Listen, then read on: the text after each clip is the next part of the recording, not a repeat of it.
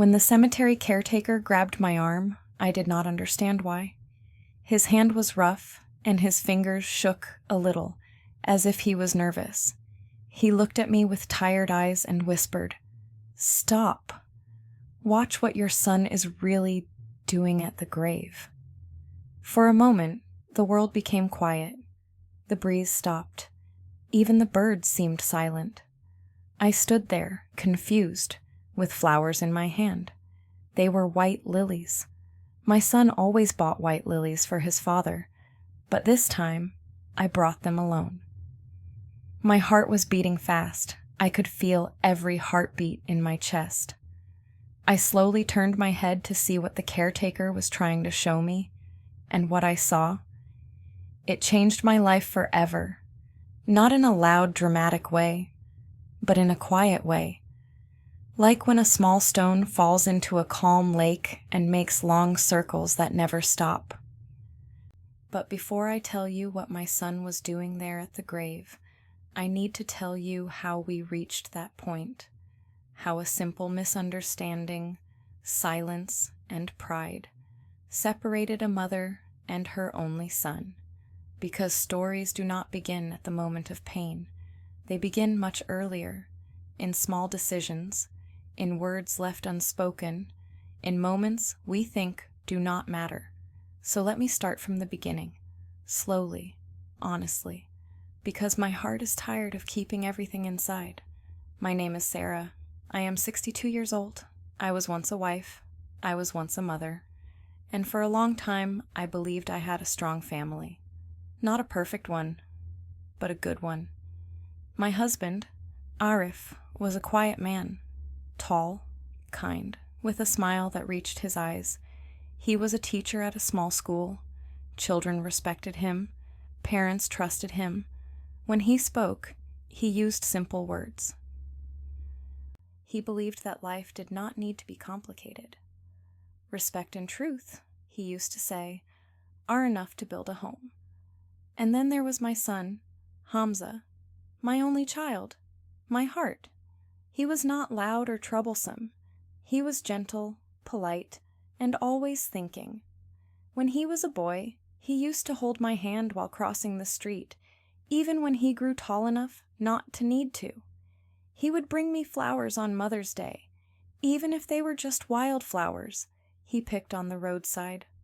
I still remember him at 10 years old, sitting at the kitchen table, his small fingers holding a pencil, his eyes focused, trying to finish homework while I cooked. "Am I doing it right, Mama?" he used to ask. And I always said, "You are doing your best, and that is enough." Life was simple then. Our house was small but warm. We did not have a lot of money, but we had peace. We shared dinners, laughter, and sometimes even our worries. When Hamza grew older, he studied hard. He was the kind of son every parent prayed for. He respected us. He stayed close to home. He helped his father with bills and took care of me when I got tired. I thought we would always be close. I thought he would always be my little boy, no matter how tall he became. But life has a quiet way of changing people. Not suddenly, not loudly, but slowly, like the way a leaf turns brown before falling. You only notice when it is already on the ground. When Hamza met Aisha, he was 27 when he brought her home for the first time. I can still see the moment clearly in my mind. A light rain was falling, the windows were fogged, Arif was reading the newspaper, and I was in the kitchen, making tea. Hamza opened the door and called out, "Mama, Baba, I brought someone." His voice sounded different, excited, but also shy. I wiped my hands, fixed my scarf, and went to the living room. She was standing there beside him, Isha. She had soft eyes and a nervous smile. Her hands were shaking a little the way mine were when I first met my in-laws many years ago. "Assalamu alaikum," she said, her voice low but polite. I smiled back and welcomed her, because that is what a mother does. When your son loves someone, you try to make space in your heart for her too. We served tea, we talked.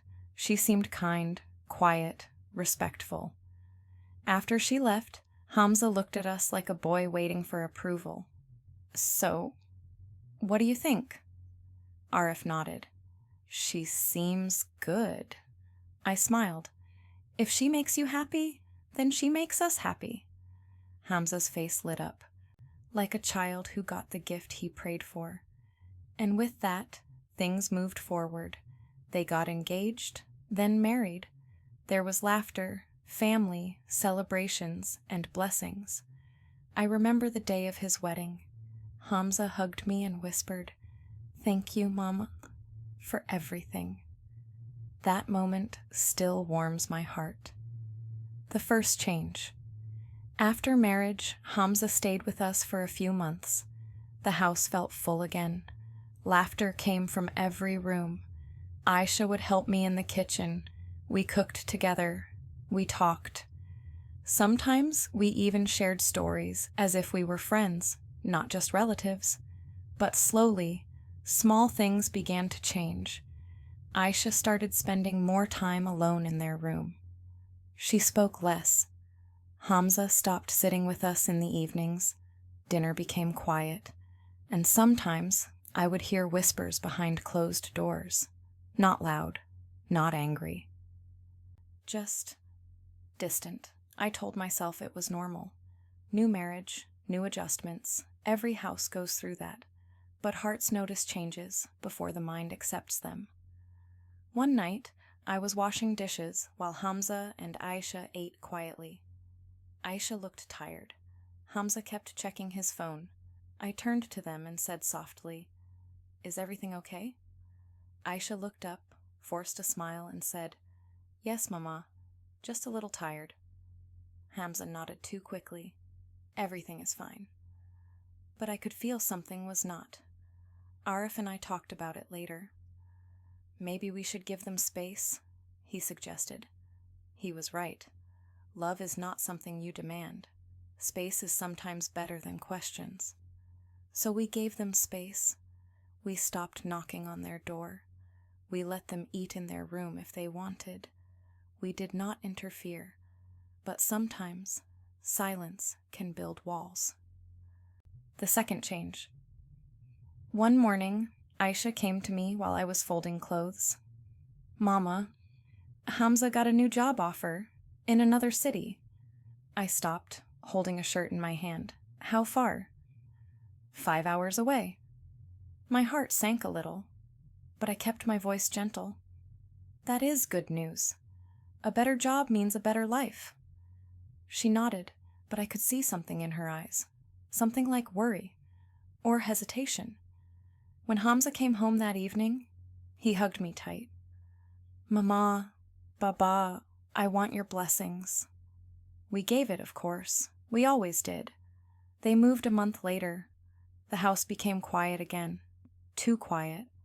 At night, I would sit in the living room and feel the silence around me. No footsteps, no doors opening, no laughter. Arif tried to cheer me up. "They will visit. They will call." I nodded. "I know." And they did. At first. Video calls. Daily messages, photos, updates, then weekly calls, then monthly, then sometimes nothing. It is strange how distance does not break relationships. Silence does. The beginning of misunderstandings after a year, Arif got sick. It started with tiredness, then pain in his chest, then hospital visits. Hamza came to see him. He stayed for one night, then he left because of work. Aisha did not come. She sent prayers through the phone. I told myself not to judge. People have responsibilities. Life is busy. But inside, I wished she had come, even for one day, just to sit beside his bed, to give comfort, not to me, but to her husband's father. Arif's health got worse. We spent nights in the hospital. Machines beeped, doctors talked, medication increased. And then the day came when the doctor looked at me with serious eyes and said, Prepare yourself. Arif passed away on a winter night. The sky was dark. Rain tapped the windows, and my hand was holding his when he took his last breath. I did not scream. I did not cry loudly. I just felt a silence inside me, a silence that hurt more than any sound.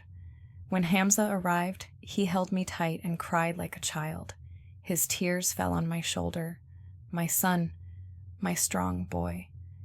He broke that night. Aisha came, but she stood a little far. She did not cry. Maybe she was shocked. Maybe she did not know how to handle grief. I did not judge her, but others did. Relatives whispered. Why is she standing there? Why did she not stay longer? Why does she look cold? But I stayed silent, because pain has many shapes. Not everyone shows it the same way. After the funeral, after Arif's burial, the house felt empty in a way I cannot describe. It was not just quiet, it was hollow. I stopped cooking big meals. I stopped opening all the rooms. I only used the kitchen, my bedroom, and the prayer corner. Hamza stayed for a week. Then he said the words I was afraid of.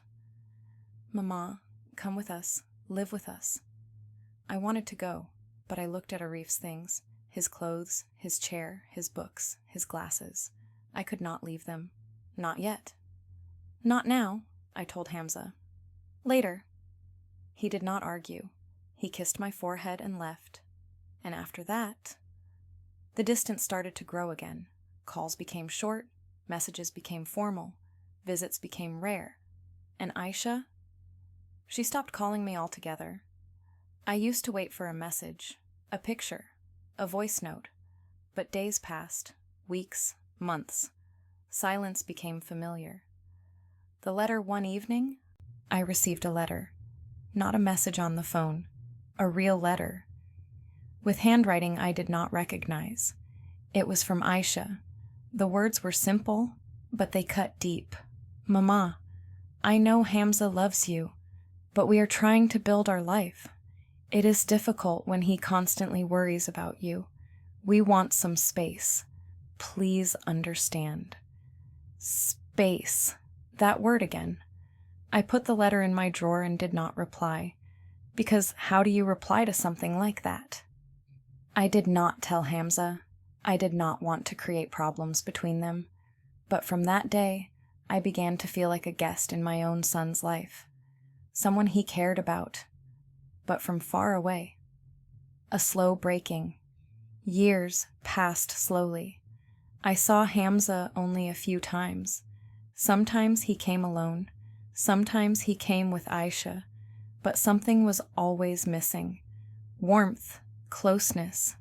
The invisible thread between mother and son. People often ask, how does a relationship break? Is it one moment, one fight, one decision? No.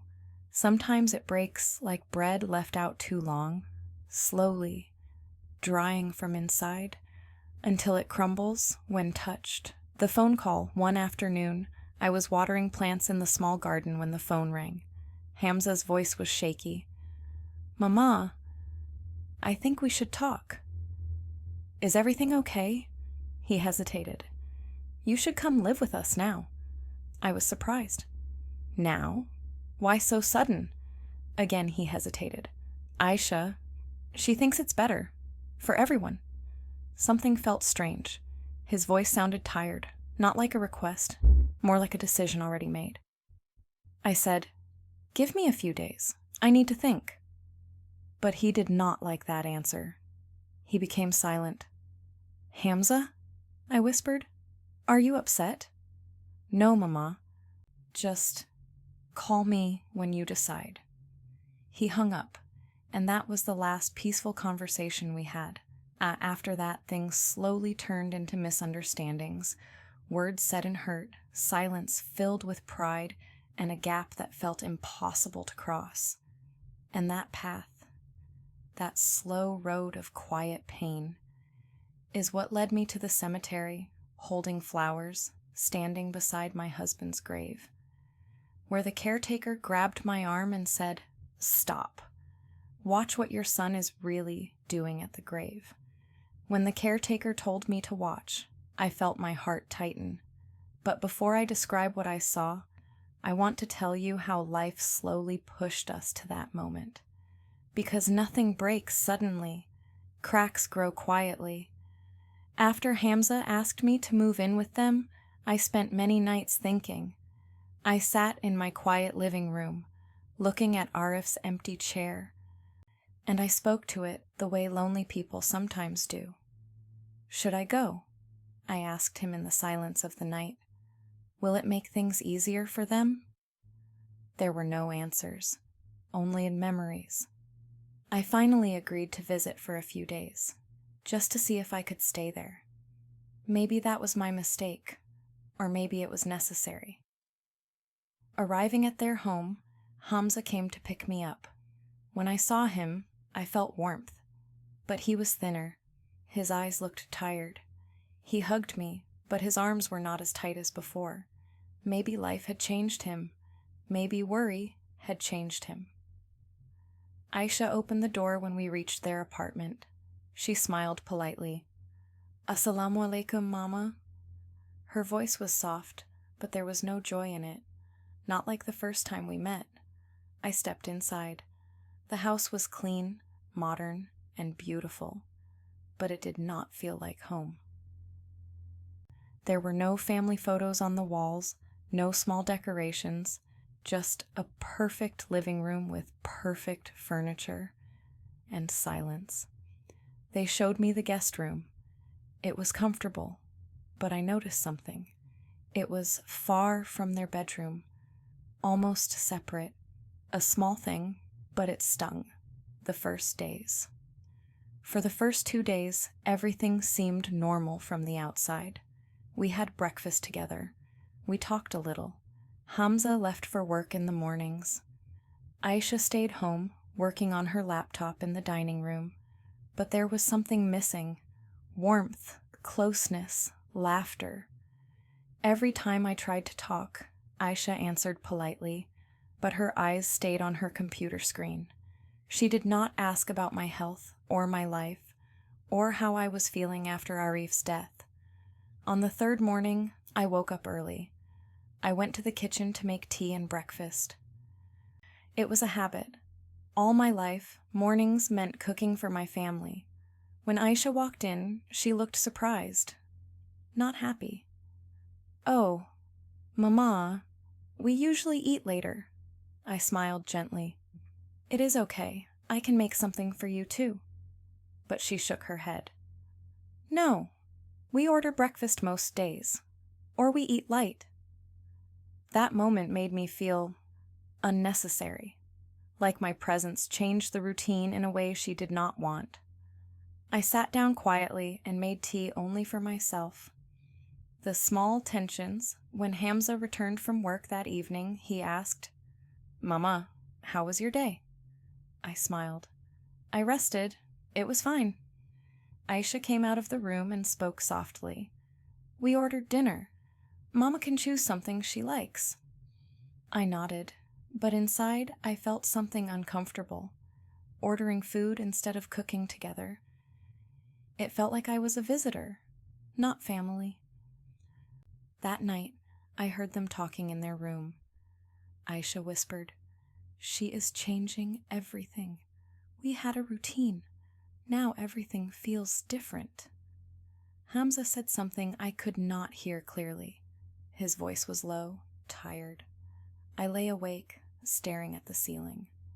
My heart felt heavy, not because of the words alone, but because I realized something. I was not part of their life. I was a disturbance in it. The next morning at breakfast, Aisha looked at me and said gently, Mama, we know you are trying to help, but we like our lifestyle simple. We are not used to having someone else here all day. Her tone was polite. Her words were sharp. I did not argue. I did not become defensive. Instead, I smiled.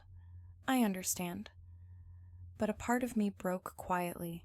The uncomfortable truth, 3 days later, Hamza and I sat together on the balcony.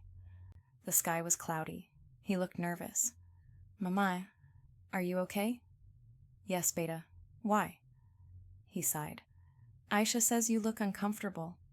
I shook my head. No, I am fine. I came because you asked me. He rubbed his forehead.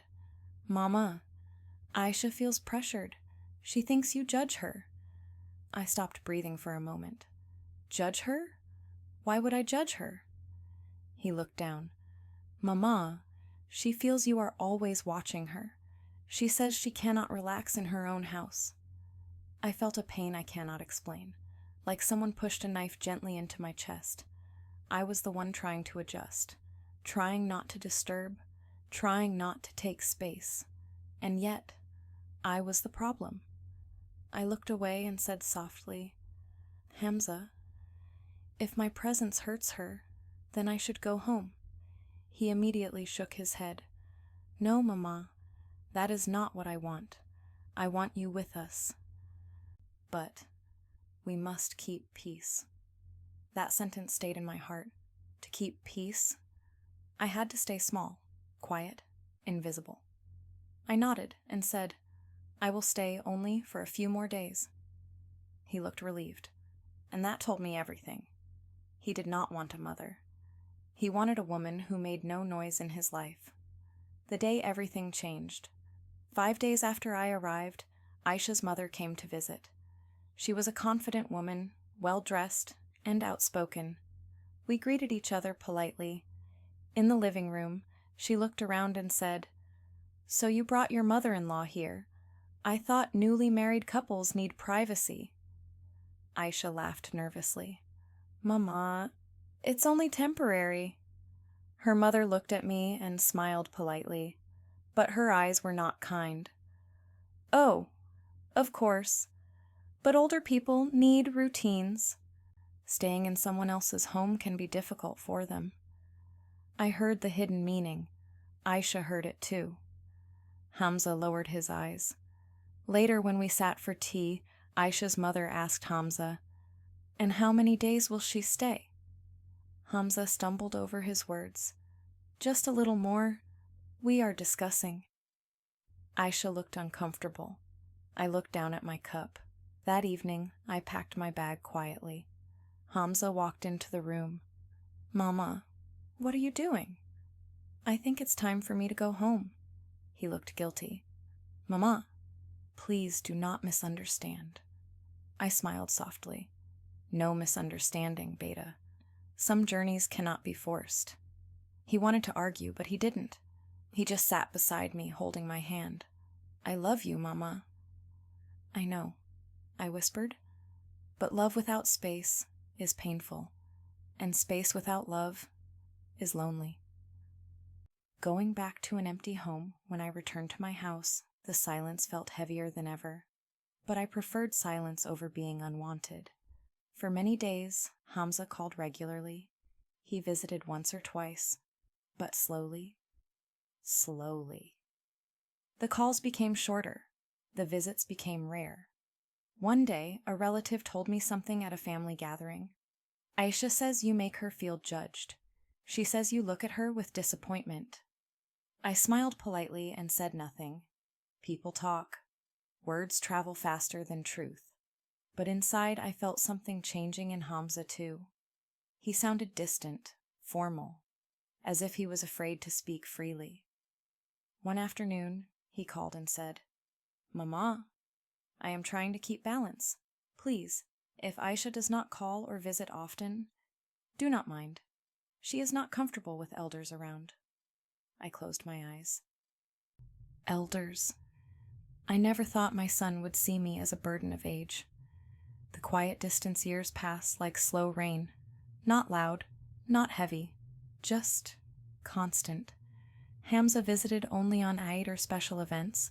Sometimes he came alone, sometimes with Aisha, but they never stayed long. He always said, Mama, we will visit next month. But next month rarely came. Aisha and I stopped calling each other altogether.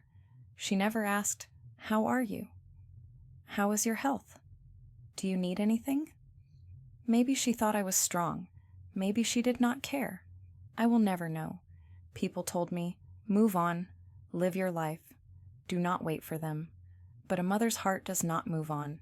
It only learns to wait quietly. The invitation. One day, after almost 2 years of silence, Hamza called me. His voice sounded different. Mama, I want you to come for dinner tonight. I was surprised. Tonight? Yes, please. I agreed. When I reached their home, everything looked the same. A beautiful, quiet apartment, a perfect home, but still no feeling of belonging. We sat at the dining table. The food was delicious, but the air felt tight. Everyone was quiet. Even their little daughter, Noor, was silent. Yes, they had a child, a sweet, soft baby girl, my granddaughter. I did not see her much, not because I didn't want to, but because no one invited me. I smiled at Noor. She looked at me with curious eyes. I whispered, "Hello, my angel." She smiled a little. My heart melted, but Aisha gently moved her chair closer to her mother, away from me, as if I would take her child just by sitting near her. After dinner, Hamza asked me to sit in the living room. "Mama," he said, "we need to talk." Aisha sat beside him. Her mother sat across from me. I felt like a guest on trial. Hamza took a deep breath. "Mama, we think it is better if you do not visit without calling first." My hands trembled. "I never came without calling." He nodded. "Yes, but Aisha feels uncomfortable." Aisha looked down, not meeting my eyes. Her mother added sharply, "You are still young enough to live independently. Why should you rely on Hamza?" Rely? I had never asked for money, never asked for help, never asked for anything. Except love? I kept my voice calm. I only wanted to spend time with my son and my granddaughter. Aisha finally looked at me. "Mama, you make me feel like I am never good enough for your son." My heart broke. "Aisha, I never judged you. I only wanted peace in my son's home." But she was already crying. Hamza looked overwhelmed. Her mother held her hand dramatically. And in that moment, I understood something painful. No matter what I said, no matter what I felt, I had already been painted as the problem. Hamza said softly, "For the sake of peace, please keep some distance." Some distance between a mother and her only child. I nodded. "All right." I stood up. No anger, no screaming, just silence. I kissed Noor's forehead. She giggled softly. She did not know her grandmother was breaking inside. I walked toward the door. No one stopped me, not even my son. That was the day our relationship quietly died. After that night, Hamza stopped visiting. He stopped calling. Months passed. Seasons changed. I celebrated Eid alone, my birthday alone, every holiday alone. Some relatives said you should reach out. Others said, let them realize your value. But I did nothing, not because of ego, but because I was tired of pushing myself into a life that did not want me. I kept a photo of Hamza, Aisha, and Noor on my shelf. Every day I looked at it. Sometimes I whispered, I hope you are happy. Because even if a mother's heart is broken, it still prays for her children. The phone call I feared one winter evening, the phone rang. Hamza's voice sounded broken. Mama, it is Baba's death anniversary tomorrow. I held the phone tightly. I know. That is why. Can you come to the graveyard? Only for a little while. His voice was shaking. I agreed. The next morning, I dressed simply. I picked white lilies, Arif's favorite. When I reached the graveyard, I saw Hamza standing alone. No Aisha. No child. Just him. He looked older, tired. His eyes were red. I walked quietly toward the grave, but before I could reach it, the caretaker grabbed my arm and whispered, Stop! Watch what your son is really doing at the grave." His voice was serious, almost frightened. And that is where part one ended, and that is where I stood, holding white lilies, with a heart full of questions. The nurse, they called her Amina, stood beside my bed as if she'd been waiting for me to open my eyes again. "Your husband didn't return," she said softly. "We tried calling him. His phone is now switched off." There it was. The truth wasn't loud. It wasn't dramatic. It didn't come with lightning or thunder. It arrived quietly, like a knife laid gently on the heart. I didn't ask again. I didn't want to beg someone to love me. So instead, I turned my face toward the window and stared at the slice of sky between the hospital buildings. It was morning, but it didn't feel like morning to me. My mother came the next day. She cried before she even reached my bed. "My daughter, Mary Bocci, why didn't you tell us you were in pain?" I wanted to say 1,000 things, because I didn't want anyone to know my husband left, because I didn't want to admit my marriage was real only on paper, because I thought love meant keeping wounds secret. But I just smiled and said, "I'm okay. Mothers always know when you're lying." The wife who never complained, people in the hospital whispered, "A brain stroke at this age? Where is her husband? Why did he leave her here alone?" I could hear them. My ears worked perfectly. It was only my left side that didn't. My body was broken. My dignity was not. I stayed silent. 2 days later, my younger sister brought my phone. "You want to check your messages?" I froze. Did I want to? Part of me hoped there would be a message from him. Some silly excuse, some fake reason, some weak attempt to make it sound like a misunderstanding. But there was nothing. Not a text, not a missed call, not a voice note.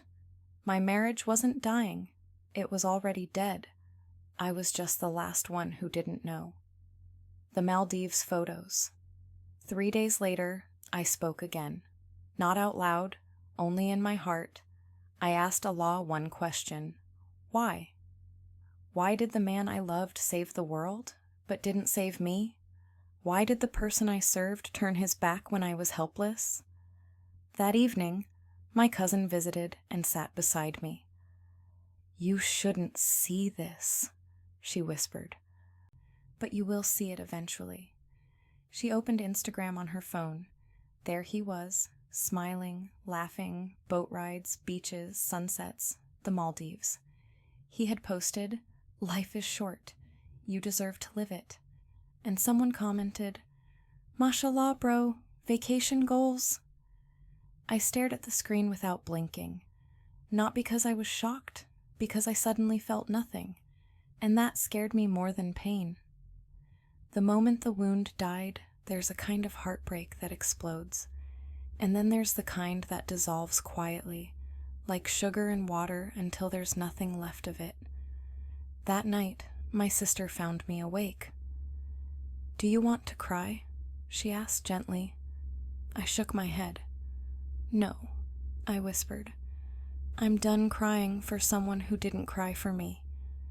She held my hand, and I stared at the ceiling. Something inside me was slowly awakening. Not anger, not revenge, just clarity.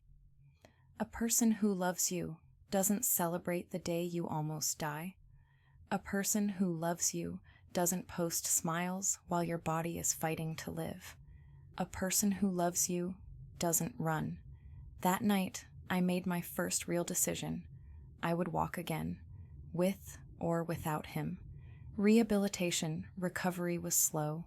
Left side weak, speech a little slurred. The therapist asked me to hold a small rubber ball. Press it, release, press, release. It felt embarrassing. A grown woman learning how to squeeze a toy like a child. But I did it anyway. I would lift my leg, it would fall. I would try again, it would fall again. One day a doctor told me, "If your husband signs, We can begin therapy at home. You'll improve faster." I looked at him and smiled politely. "He's not available." The doctor hesitated. "Oh, I see. Family emergency?" I nodded once. Yes, the emergency was that his wife wasn't fun anymore. The call that never came 11 days. Not a word from him, not a message, not a voice note, not a forwarded dua, not even the fake kind of concern people send just to look human. On day 12, my sister lost her calm. "If he doesn't come today, I will go to his house and drag him back." I held her hand. "No, let him stay where he is. People who leave don't deserve to return." My mom closed her eyes. She wanted to disagree, but even she knew this wasn't a marriage anymore. It was abandonment. The girl with the red scarf. There was a girl in my ward, maybe 18. She had lost the ability to speak after an accident. She would sit with a notebook and write messages. "Allah will restore what you lost." One day, she walked to my bed, placed her notebook in my lap, and wrote, "You are stronger than your sadness." I stared at her handwriting until tears blurred the ink. Maybe she was right. The turning point, on the 15th day, something strange happened. My husband's mother arrived. Not my husband, just his mother. She sat beside me, looking nervous. "I heard you were stable now." Stable. What a small word for what I went through. She cleared her throat. "My son, he's very busy these days. Work trips, meetings."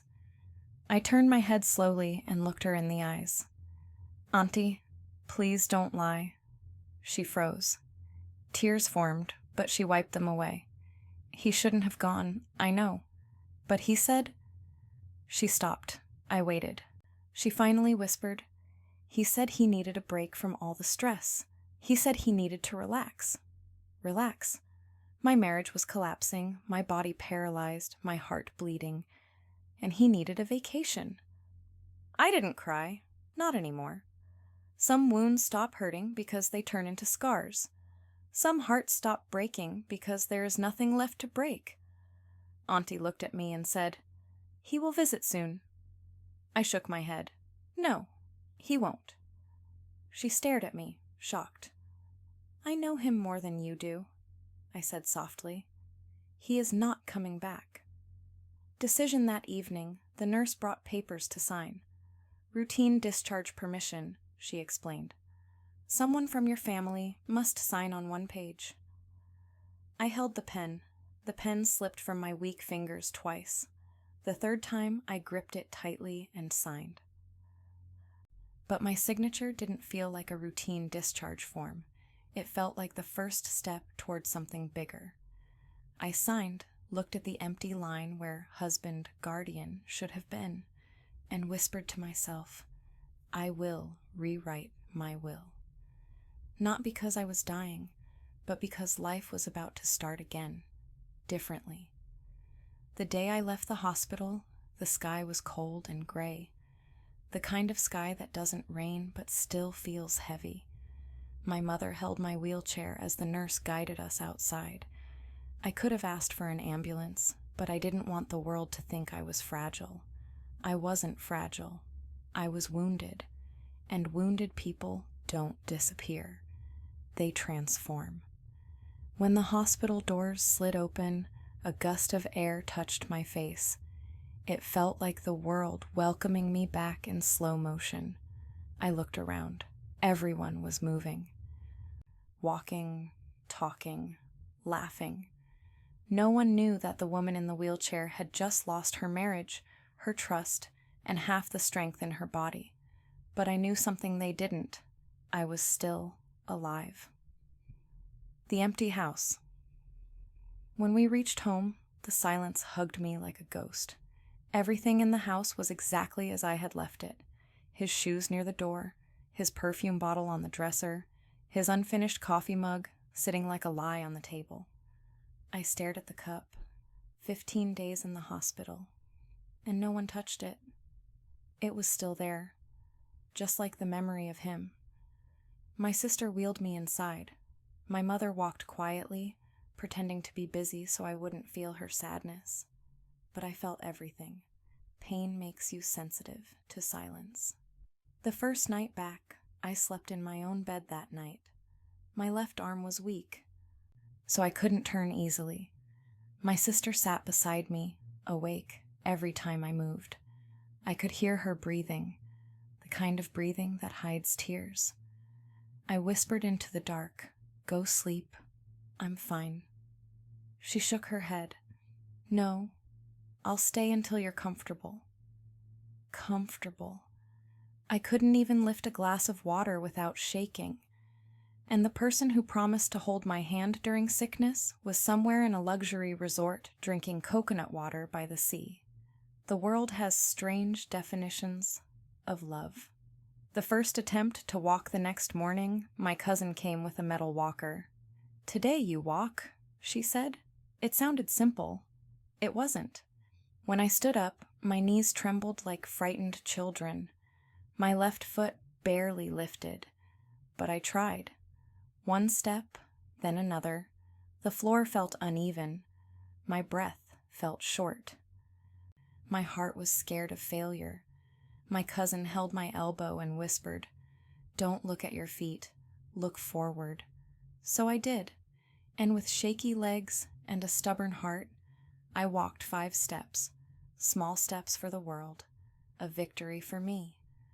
My sister clapped, my mother cried, I smiled. For the first time in weeks, he returns, but not for me. 4 days after I returned home, the doorbell rang. My sister looked through the peephole. "It's your husband." The air froze. My heart did not race. My hands did not shake. Something inside me had already gone quiet. He entered with the same walk he always had, confident, careless, as if the world belonged to him. No guilt, no apology, just a man who came because he had no other choice. He stood across from me and forced a smile. "How are you?" I stared at him. Not as a wife, not as a woman in love, just as a human being watching another human being who had disappointed her beyond repair. "I'm recovering," I replied softly. He nodded like a doctor checking a patient, not a husband visiting his wife.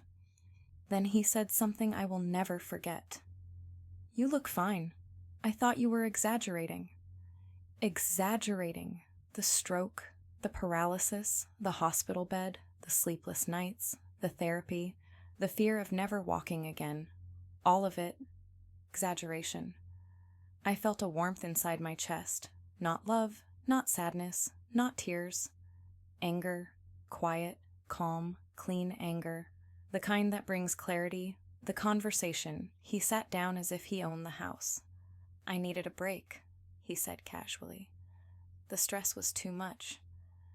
You know how I get when things overwhelm me. I stared at him with a softness that wasn't softness at all. It was strength in disguise. "You took a vacation while I was in the hospital." He shrugged. "You were in good hands." I nodded slowly. "So you saw the pictures online." He smiled lightly. "Yeah, maybe posting was a mistake.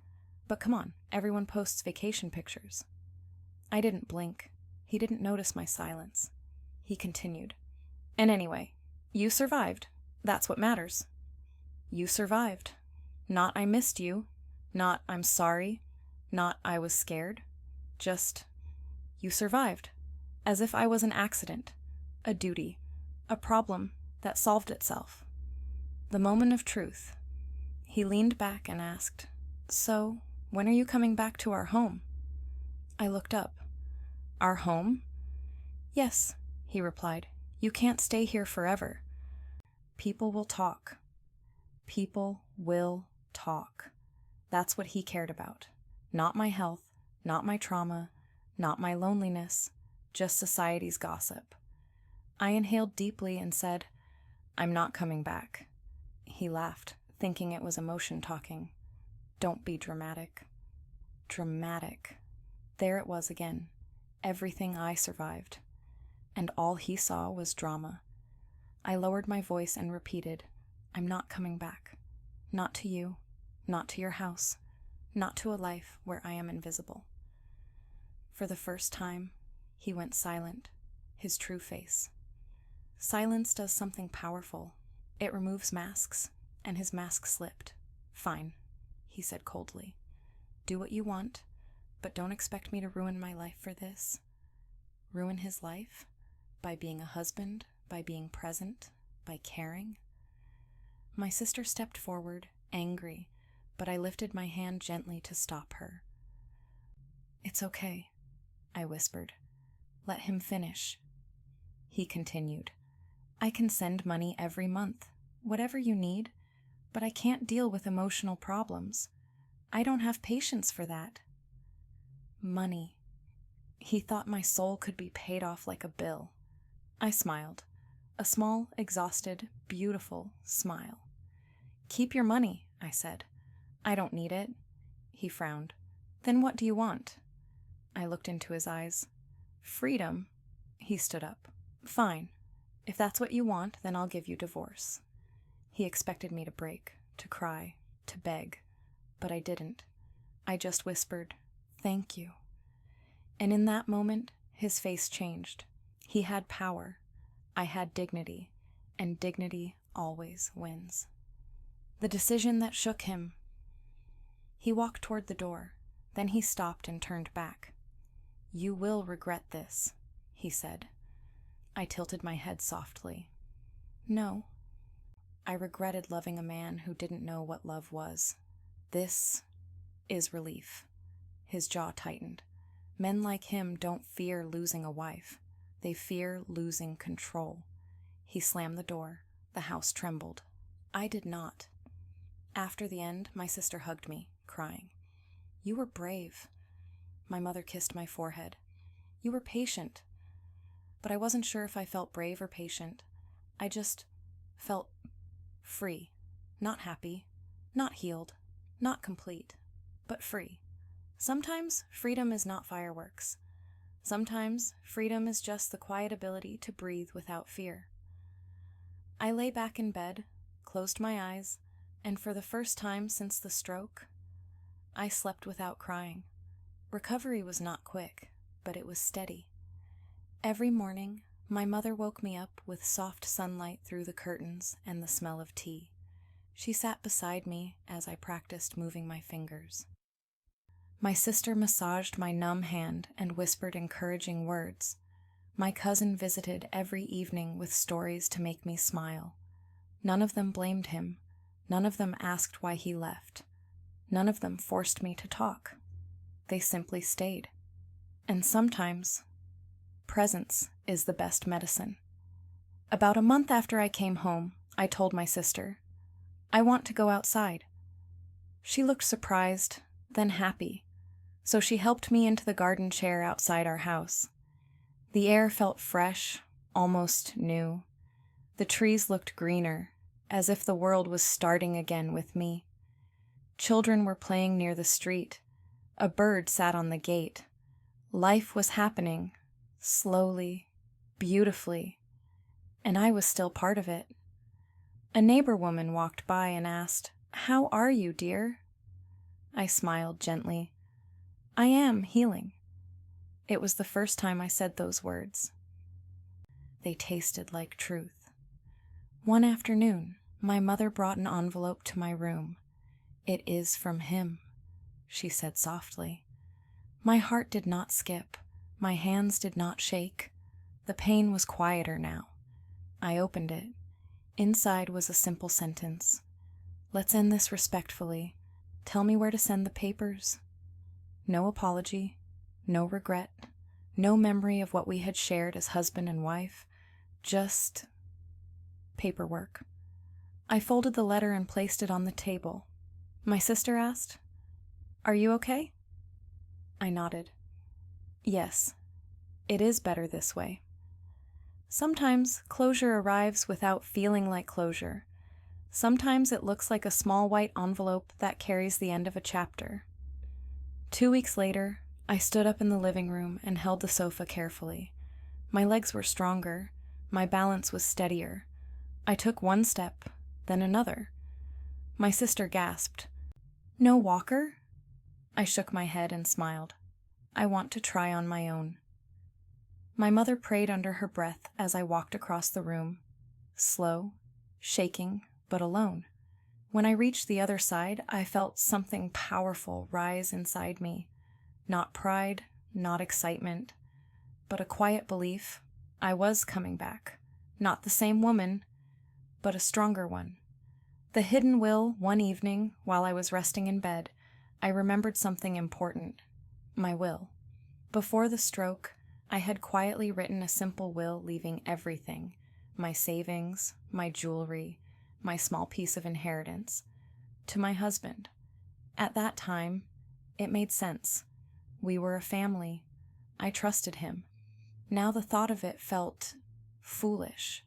Not because I hated him, but because I finally understood something. Loyalty should not be blind. A heart should love, but a mind should see. The next morning, I asked my sister, "Can you bring a notebook and pen?" She placed them in front of me.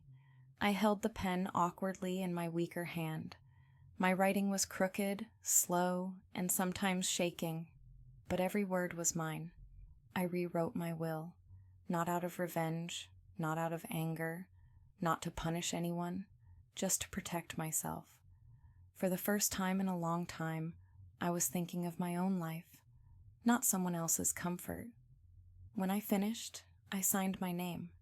It was not a straight signature, it was not pretty, but it was a woman reclaiming her life. My mother kissed my hand. "I am proud of you." A week later, he suddenly arrived. No warning, no call. He just walked inside as if he still owned a place in my life. My sister stood near me, ready to defend, but I raised a hand. "It is okay," I whispered. He sat across from me and leaned forward. "I have been thinking," he said. "Maybe we should give our marriage another chance." The room felt smaller. The air felt heavier. He continued, "I told my friends everything. They said I should try to make it work. People will talk if we separate." There it was again. People. Image, reputation. Not love, not care, not remorse, just fear of judgment. I looked at him, calmly, silently, and replied, "Did you come back for me, or for what others will say?" He hesitated, and in that hesitation, I found my answer. "I do not want another chance," I said softly. "I want peace." He frowned. "You are being emotional." "No," I replied. "I was emotional for years. Now I am thinking clearly." He stood up. His voice sharpened. "You are making a mistake." I shook my head. "I made a mistake when I believed you would stay during my hardest moment. Love is not tested when life is easy. Love is tested in hospitals, in sickness, in dark nights." He opened his mouth to argue, but I gently lifted my hand. "You left me when I needed you the most. Not only that, you enjoyed life while I fought for mine. I cannot pretend that didn't happen." His face changed. Anger replaced disappointment. "Fine," he said. "If you want this, you can have divorce." I nodded. "Thank you." He walked toward the door, and this time he did not slam it. He left quietly, like a chapter closing by itself. When the door clicked shut, I felt something strange. Not sadness, not relief, just space. Space where pain used to live. Space for new beginnings. A few days later, something surprising happened. His mother came to see me. A woman I had always respected. A woman who had always been kind to me. She sat beside my bed and held my hand gently. "Child," she whispered, "I heard everything. I am ashamed of my son." Tears filled her eyes, not because of sadness, but because she understood. I would have never left my husband if he were in a hospital, she said. What he did was wrong. She hugged me like a mother who loved her daughter, not a daughter-in-law. You will always have a place in my heart, she said, but you deserve a husband, not a burden. Her words were soft, but they carried so much truth. Sometimes strangers hurt you, sometimes family hurts you more, but sometimes someone surprises you with kindness you never expected. My therapy continued, my strength returned, my steps became steadier. I started to cook again, slowly, carefully, but with joy. I began reading books. I joined an online class. I learned new things, tiny things, little pieces of life I had ignored when all my world revolved around him. My sister would laugh and say, "You are becoming yourself again." But she was wrong. I was not becoming myself again. I was becoming someone new, someone wiser, someone stronger, someone who understood that love is not proven by words, but by presence. One morning, I received a message from his lawyer. The papers were ready. All I had to do was sign. I opened the document slowly, looked at my name, looked at his. Then I signed. My hand did not shake. My heart did not break. I felt nothing. And sometimes nothing is a blessing. My sister hugged me tightly. "It is finally over," I whispered back. "It is finally beginning." What happened next days turned into weeks, and then something unexpected happened. I received a call from a local school. They were looking for a teacher's assistant, someone gentle, patient, and soft-spoken. My cousin had recommended my name. I told them about my health, my recovery, my limitations. They did not care. They cared about my kindness. For the first time, someone saw value in me. Not as a wife, not as a caretaker, but as a human being. I started working part-time at the school, reading stories to children, helping with small lessons, teaching them to say thank you and please. The children loved me, and I loved them. Every smile they gave me felt like healing. Every laugh felt like a new heartbeat. One day, a little girl asked, "Miss, why do you walk so slowly?" I smiled. "Because I learned to walk twice. The first time as a baby, the second time as a grown-up." The children gasped, amazed. One boy said, "You are brave." And for the first time, I believed it. Life moved forward, quiet and steady. My days were full of soft routines, teaching children, helping my mother water the plants, reading books before bed. The world no longer felt heavy. My heart no longer felt bruised. Then one morning, my cousin entered my room holding a small card. "It came for you," she said. It was a funeral notice. His father had passed away. For a moment, I just stared at the card. The man who once blessed our marriage, the man who called me daughter, was gone. My mother asked softly, "Do you want to go to the funeral?" My answer came from a quiet place inside me. Yes. Not because of him, not because of the past, but because some goodbyes deserve respect. The cemetery was peaceful. The wind moved through the trees like a quiet prayer. White marble stones stood silently in long rows. I walked slowly between them, holding a small bouquet of white flowers. My legs were stronger now, but grief makes anyone walk slowly. When I reached his father's grave, I placed the flowers gently on the stone. I whispered a prayer, not for my marriage, not for the pain, but for his soul. He had always been kind to me. I stood there, silent. Then I felt someone near me. I turned. It was the cemetery caretaker, an old man with tired eyes and a gentle voice. He looked at me carefully and asked, "You are his daughter-in-law, right?" I nodded. He swallowed hard as if something was heavy on his tongue. "Child, do not leave yet," he said. "Come with me. There is something you must see." His voice was serious, almost urgent. My heart stiffened, but I followed. He walked slowly across the grass, past rows of graves, until we reached a corner of the cemetery, quiet, almost forgotten. He pointed at a small grave. There was no stone, only a wooden plank with a name written in fading ink.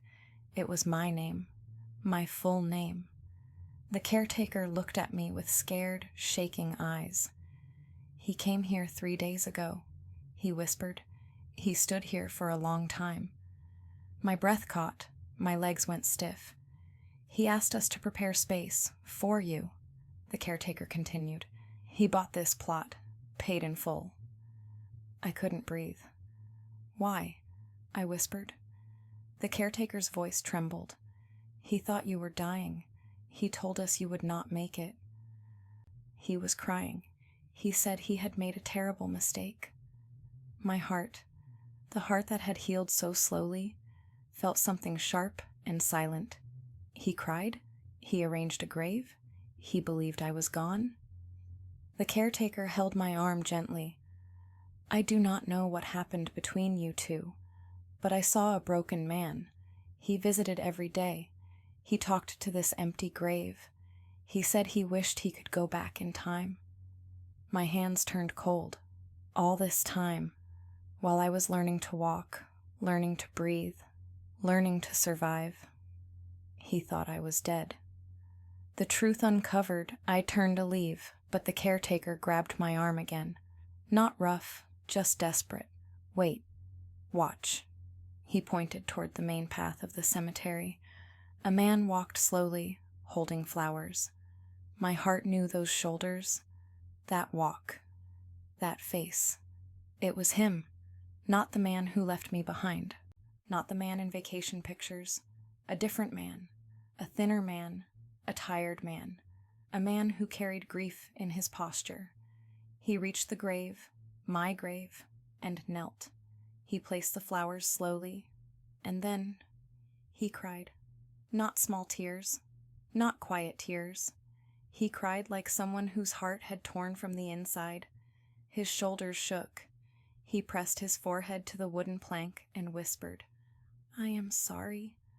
I did not know how much I needed you until heaven took you away." The caretaker whispered, "He thinks you died." My breath stopped. He spoke again, broken, shattered. "You were my home. I was foolish. I was selfish. I was scared. I thought you would always be there. I thought you would forgive everything. But now I stand here talking to the earth because there is no one else." He clutched the soil with both hands, crying into it. "I went to the hospital too late. They said you were gone. I died that day too." My heart was caught between pain and silence. Standing a few steps away, I was watching my past collapse in front of my eyes. He thought I died. The hospital must have told him my condition worsened. Maybe he misunderstood. Maybe someone told him wrongly. Maybe he assumed. And instead of asking my family, instead of checking again, instead of fighting for me, he cried at a grave with my name on it, a grave that held nothing but dirt. The confrontation, the caretaker whispered, "You should talk to him." But I didn't move. I didn't step forward. I didn't call his name, because something inside me understood. His regret was real, but my healing was real too. If I walked toward him, his suffering would stop. But my wounds would return, so I stood silently and watched. He talked to that empty grave for a long time. He apologized. He begged for forgiveness. He promised he would have changed, if only he had more time. When he was done, he gently removed dust from the wooden plank, kissed it, and stood up. His face was pale and wet with tears. He left slowly, a man carrying his own punishment. The caretaker looked at me. "He regrets everything," he said softly. I nodded. "I know. Will you go to him?" I looked at the empty grave, my name written on wood. "No," I whispered. "Some goodbyes must stay goodbye. When someone loves you too late, their love becomes a memory, not a future. Regret is a heavy punishment, but sometimes it is the only fair one." I walked back to my mother's car, slow but steady. My legs did not shake. My hands did not tremble, because I was not the weak one anymore. I was the living one. He was grieving a ghost, but I was a woman reborn. As we drove away, I looked at the sky, wide and gentle and full of life. And I understood something. You cannot love someone into respecting you. You cannot beg someone into caring. You cannot hand your life to a person who only understands your value when they think you are gone. Love is not proven in happy moments. Love is proven in hospitals, in storms, in pain, in silence. He failed love. I survived love. And surviving love sometimes hurts, but it also saves. That night, I slept peacefully. Not because my story ended, but because a new one was ready to begin. If someone leaves you during your weakest moments, let them go. If someone returns only when they fear loss, keep walking. And if someone loves you only when they think you are dead, then bury the old life, not your name. Turn the page, heal your heart, build your world. Life is too short to wait for someone to realize your worth. Sometimes the strongest revenge is simply living well.